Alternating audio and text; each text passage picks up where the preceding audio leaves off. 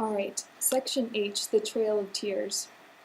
So Jackson was very much someone who was pro expansion west. He was from the frontier, he had been from Tennessee.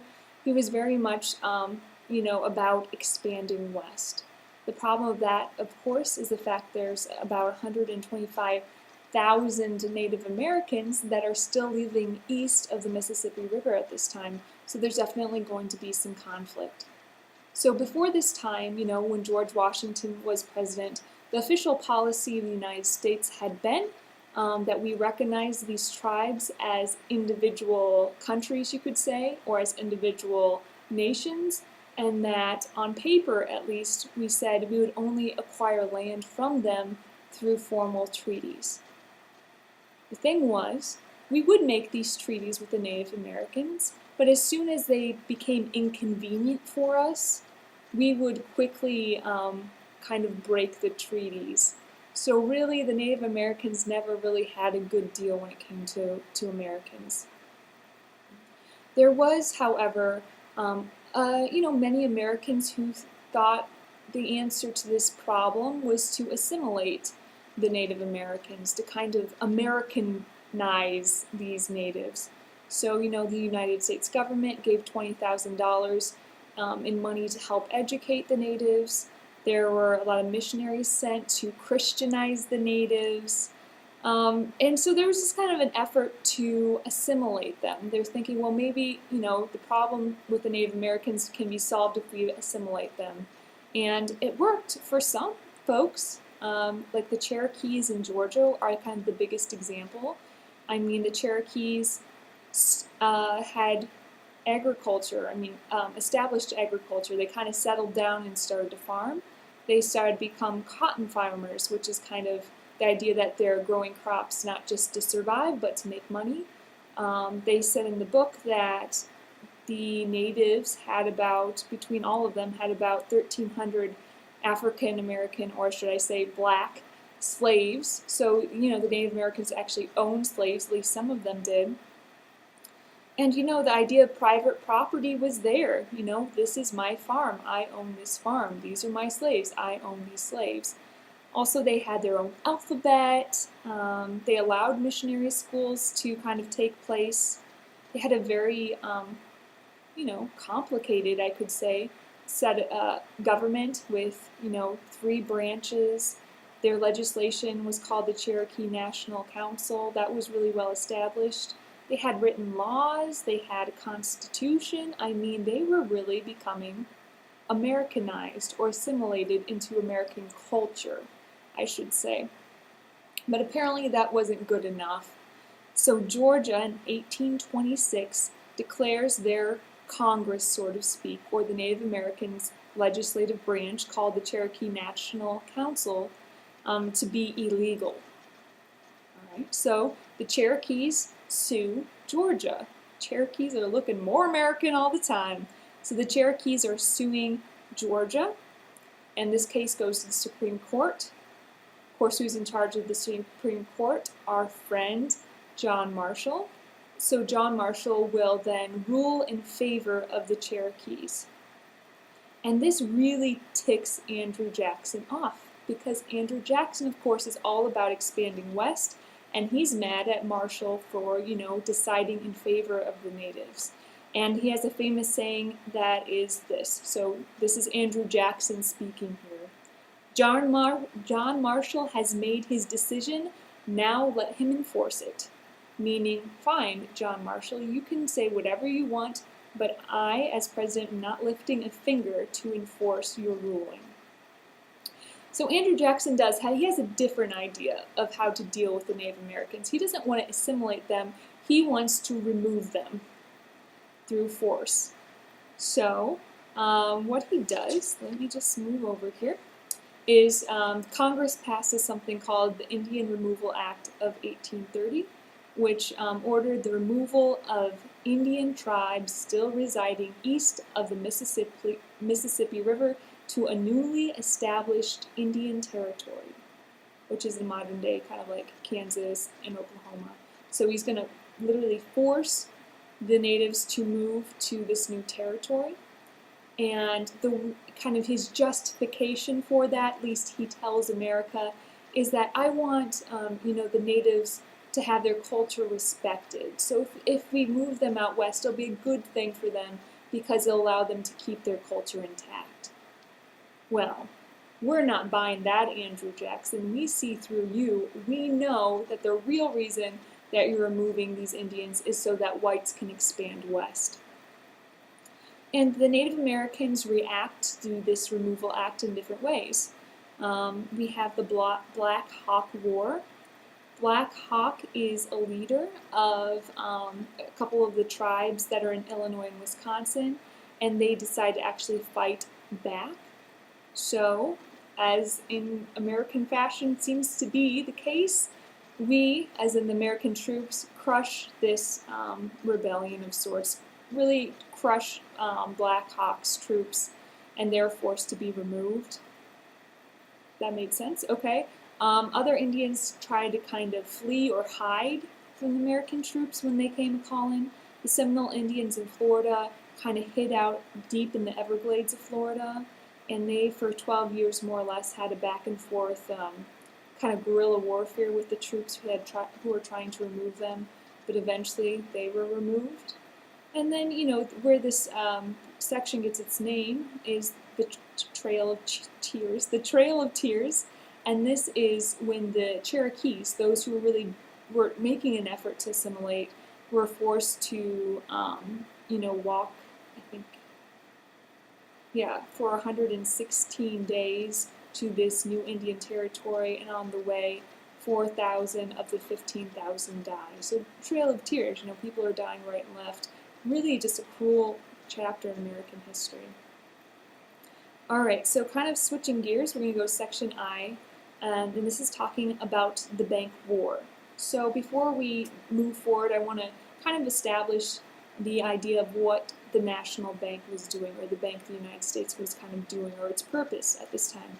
So of course the Bank of the United States was originally chartered during George Washington's presidency through the able hands of our Secretary of Treasury, Hamilton. So Hamilton, after the Revolutionary War, decides to, or purports or supports the idea of having this Bank of the United States for a number of reasons. One, it will fund the war debt, which more or less says this national bank, or this Bank of the United States, will give the United States government this giant loan, and we'll use that loan money to slowly start paying off our debts. And also, this is kind of like the bank where the United States government has their checking account. When they get money from taxes, what do they do with it? Do they put it under a mattress? Do they put it in a shoebox in a closet? No, they have to put that money somewhere. And what they do is they use the Bank of the United States as kind of their bank. That's where they deposit their money. It was also a good thing for America because it's a place where people could go to get loans. So, a person wants to start a small business, they can go to the Bank of the United States and get a loan. So it's really helpful for kind of our expanding economy to have a place where people can borrow money. And also it was a way of stabilizing currency. And I have to just take a minute to kind of explain this because it's different than it is today when we think of currency. So today, if you took maybe like a $20 bill and you walked into a bank and you put that $20 on the counter and you said, hey, I want gold for this $20 bill. The bank clerk will probably look at you and smile and look confused because that's not how it works. You can't go to a bank and demand money or demand gold for your paper money. That's not how it works. Okay? Back in the day, that's how it worked. Let me explain. So, a bank, for example, would give you something called, I have a prop here, a promissory note. So you deposit your gold with the bank, and in return, they will give you a promissory note saying, this piece of paper is worth an ounce of gold. This is obviously simplified. So there's kind of two terms you should know here. The paper money is called soft money. Okay? And then the gold and silver, precious metals, those coins are called hard money. Okay? So you give your hard money to the bank, and in return they give you kind of a form of currency in this piece of paper is worth 1 ounce of gold at this specific bank. The problem was, and we saw this in one of the financial panics we had earlier, that the banks might be printing more money than they have backing for. So they'll print a lot of money, but that money starts to devalue pretty soon because they're printing more money or more soft currency than they have hard currency to back. So if there was a bank rush and a lot of people brought in their promissory notes or their bank notes and asked for their gold back, the bank would more or less run out of gold because they're printing off more paper money than they ought to. So that was a problem. That was definitely a problem. People didn't know if they could trust currency.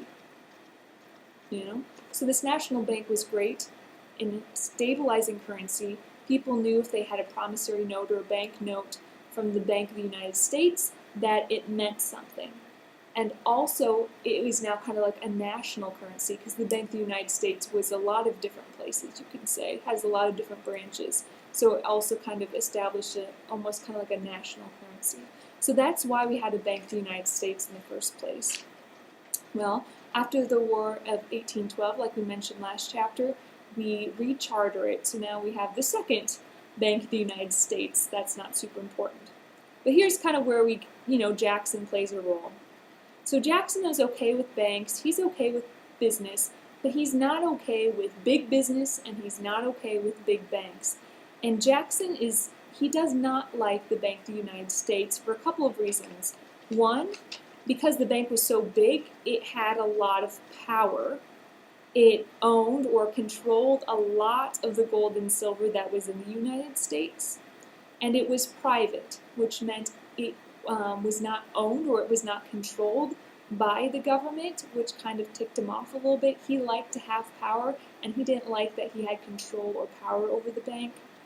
And also remember, a lot of Jackson's supporters are out west, and a lot of times the bank would foreclose on farmers. So say, Farmer Jebediah got a loan from the Bank of the United States for $2,000. All right, wonderful. The bank might then call back their loan, or say Farmer Jebediah can't pay his loan back. Then the bank will foreclose on his farm or take his farm as payment for his loan. So that happened kind of more than it ought to in the West. So the West really didn't like the Bank of the United States because they connected that with foreclosures, kind of losing their farm. They didn't like that.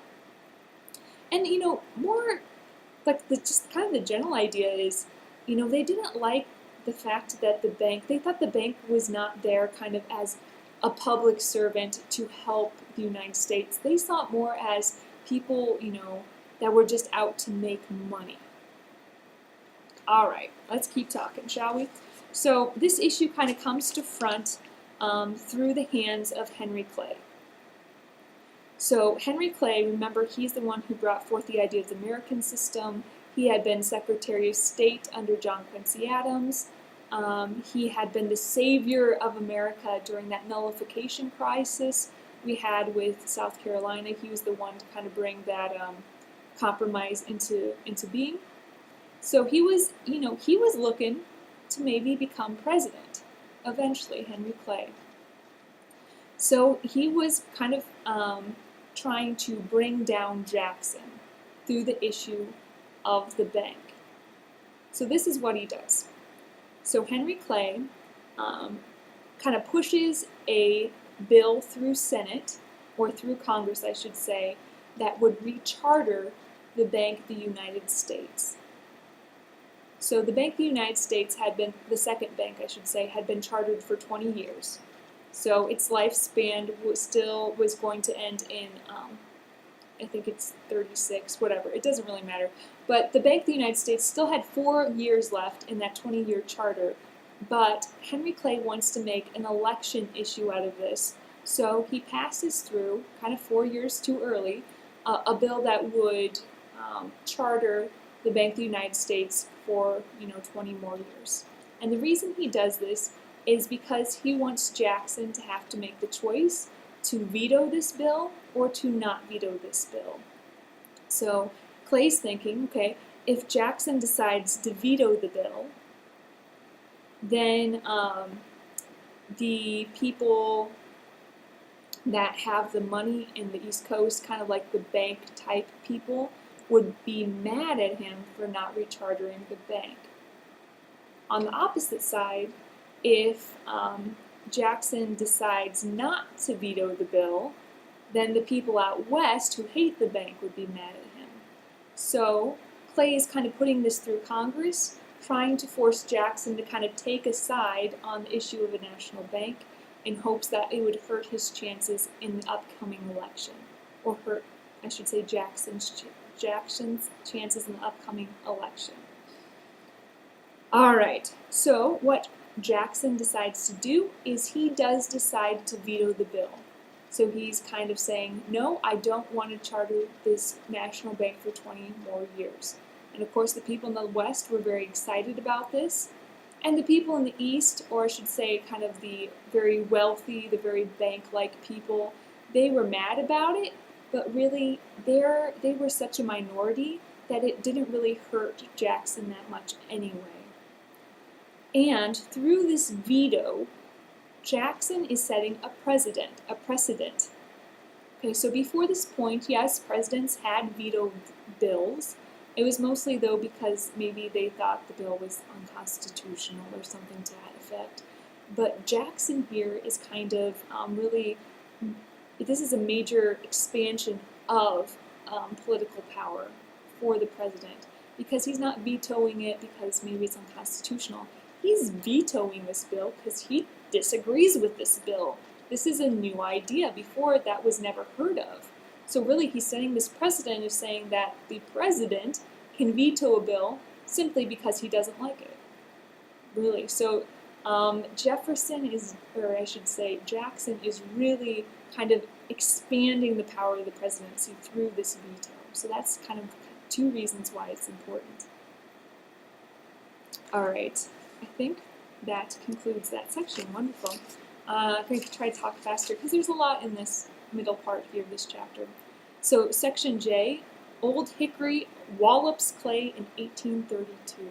So Old Hickory is, of course, Andrew Tough's Hickory Jackson versus Henry Clay.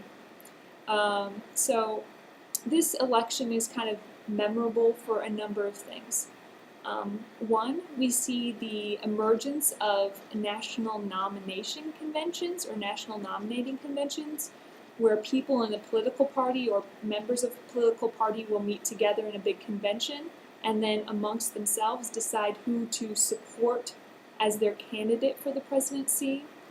They also start writing out a platform for their political parties. A platform is kind of a list of where they stand on the issues. So these two things are happening now.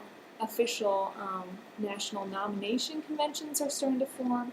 Also, the idea of having that list of where this political party stands on the issues, or a platform, is starting to kind of appear during this election. Also, we see the rise of a third party in this election. Before, it had been two or one, but now we have a third party, and this is called the Anti-Masonic Party. So let's talk about Masons for a little second here. So Masons are this group of men that kind of have formed this secret society.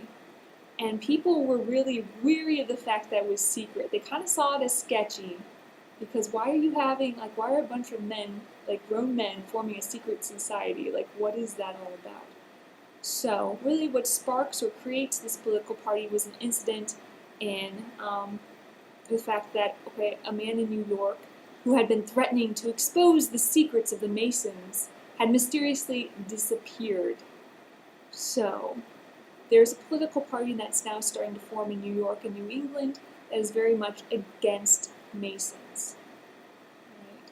So attached to that is also the idea that, guess who is a Mason? Jackson. Jackson is an outspoken Mason. So this third political party, the Anti-Masonic Party, is kind of also known as the anti-Jackson party. Right? So we have kind of three political parties kind of going for it in this election of 1832. We have Henry Clay for the National Republicans. We have Jackson for the Democrats, and then we have the anti-Masonic party. So what happens is more or less in the end Jackson does win, and his support again is from the South and the West. All right, so back to the bank in the next section, Section K. Burying Biddle's Bank. Say that 3 times fast. You can't. It's difficult. Anyway, so now that Jackson is president again, and he won this past election, the last election of 1832, really on the issue of banking, he kind of sees it as his right, or as his kind of as a mandate from the voters, because the voters had elected him more or less on the issue or on his stance on the national bank. So he kind of takes that mandate from the voters and kind of starts to go after the national bank. Yes, he vetoed the law rechartering it, but the old charter is still in effect for 4 more years. So Jackson is out to get the national bank. And the section gets its name, Burying Biddle's Bank, from the president of the bank. Okay, Nicholas Biddle is the head of the Bank of the United States. So that's where they kind of get the name for the section from. So Jackson's strategy is to bleed the bank dry. And what is the lifeblood of the bank? But money, okay? Banks need money to make money. So Jackson's idea is that they'll stop depositing money, they, meaning the federal government, will stop depositing money into the Bank of the United States, and slowly but surely and gradually they'll take all of their deposits out of this bank. So taking all this money out of the bank, Jackson believes, rightfully so, that the bank will not be able to continue on. All right. So the president of the bank, Nicholas Biddle, kind of fights back against the idea that he knows Jackson is going to start taking money out. So Nicholas Biddle starts to fight back. And what he does is to try to show how important the national bank is to the people of the U.S., he starts to recall his loans. So thinking back to Farmer Jebediah, that $2,000 loan the Bank of the United States had given him, now he's starting to recall that loan. So they're saying, hey, Farmer Jebediah, I want my $2,000 back. And Farmer Jebediah is like, well, I don't have it. So Farmer Jebediah sells everything he owns, tries to repay the loan. He can't repay the loan, so the bank forecloses on his farm. So this happens all across the United States. It is kind of like a mini financial crisis, because the bank is calling all these loans and people are desperately trying to repay them back. They can't repay them back, so they're being foreclosed on, that sort of thing. It's a hot mess. So this is Biddle kind of fighting back, kind of showing, trying to show Jackson who's boss, like, you can't mess with me, I'm too powerful, sort of thing. Well, Jackson doesn't flinch at all. Not at all. So, Biddle, knowing that it's kind of no use, gives up, stops recalling loans, that sort of thing. So, 1836 comes around, 4 years later, and the bank isn't rechartered. So the national bank goes away. The Bank of the United States goes away. So now there's kind of an issue. So we took all of our money out of the bank. You have this pile of money, right? So what do you do with it? You can't put it under the mattress. You can't put it in the shoebox in the closet. So what do you do with it? What he does is Jefferson puts the money into state banks. They're called pet banks. Kind of think of the term a teacher's pet, right? So these are pet banks. These are banks that are owned by kind of pro-Jackson folks. So Jackson puts all of the federal money into a bunch of different banks, and that kind of wreaks havoc again on the currency. So now that we don't have this national bank or the Bank of the United States anymore, there's just a lot of different types of currency out there now, because this bank has one type of currency, that bank has another type of currency. So there's a lot of currency out there right now, and people don't know if they can trust these banks or not. Okay, so sure, they have a banknote, but how do they know that that banknote is actually backed by real, hard money? They don't. And some banks, kind of being corrupt as they are printing more money than they have the hard currency to back. So, money is getting very iffy now. Your book mentions that even the federal government passes something called the Species Circular, which is saying that all public land must be purchased with hard money, with metallic coins. All right, because currency now again is being very unreliable because of the bank more or less dying. So the section ends by saying, well, Jackson's 2 terms are up, and he decides to head home to Tennessee. So he kind of leaves this mess for the next guy to clean up. So let's go to the next section. I'll just go 2 more sections in this video, just because we're going pretty late here. So section L, the birth of the Whigs. Okay, Whigs is a political party. All right. So as time's slipping by, political parties are becoming more defined, kind of gelling more. Okay, we have Jackson's Democratic Party that's been there for a while. We kind of know where they stand on the issues. But now there's a new party that comes to being. It's called the Whig Party. And the Whig Party, it's very disunity. It's not very unified, but the thread that kind of weaves through or holds them all together is hatred for Jackson. So the Whig Party is more or less folks who are mad at Jackson. So let's look. Who might be mad at Jackson? Well, the people who are mad that he killed the bank. They're mad at Jackson. Okay? People in the South who are kind of don't like how Jackson reacted to the nullification crisis. So people in South Carolina, for example, they're not fans of Jackson. Northern industrialists, northern manufacturers, they'd never been a fan of Jackson because Jackson was all pro-farmer or whatever. And then, more or less, the Whig Party also absorbs all of those anti-Masonic people, the people who don't like the Masonic society. So it's kind of, the Whig Party is more or less, their position is, we don't like Jackson. All right. A couple more things to note, I guess, randomly. The Whig Party gets its name. They're kind of naming themselves after the British political party that kind of favored America during the American Revolution. That's where the name is coming from. They're not connected to them, but it's just kind of harkening back to that political party that had been in Britain that more or less you could say favored America. So that's why they're called the Whigs. And the Whigs are trying to claim their allegiance to the common man. So the Whigs are now are claiming to be the defenders of the common man. Before, it had been Jackson and Democrats who said, we're for the common man, but now the Whigs are trying to claim that as well. So last section for this video, section M, the election of 1836. Like we said, Jackson decides not to run for a 3rd term. He could have, but he decides not to. He's in his 70s. He's over it.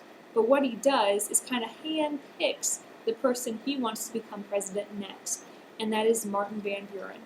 Martin Van Buren was, he didn't really have a very strong character. He was very much a yes man. So if Jackson had any ideas or any political things he wanted to have done, he would go to Martin Van Buren, and Martin Van Buren would do kind of whatever Jackson wanted him to do. So you can kind of think of Martin Van Buren as kind of a puppet of Jackson. So Jackson arranges it to ensure that Martin Van Buren gets the Democratic nomination. Remember, we now have national conventions. So Jackson ensures that Martin Van Buren gets this Democratic Party's nomination. And so the Whigs are running against, of course, the Democrats, and their strategy is kind of strange. Their strategy is to put forth a lot of candidates.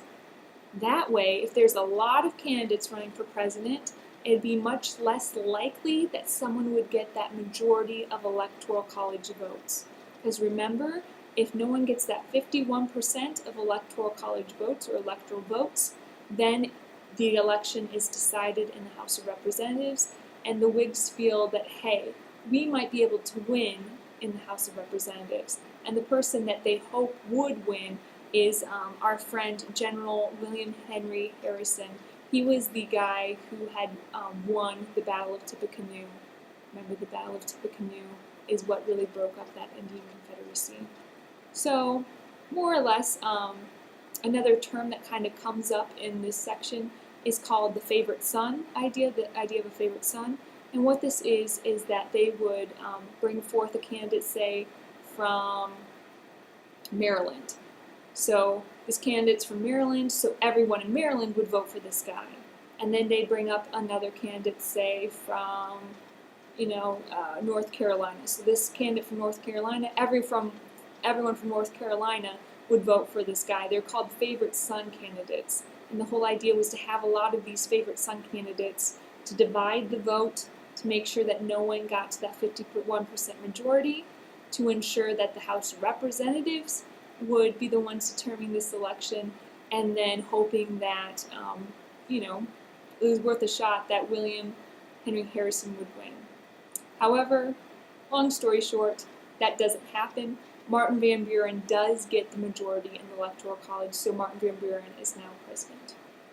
Alright, with this, I think this video is now done.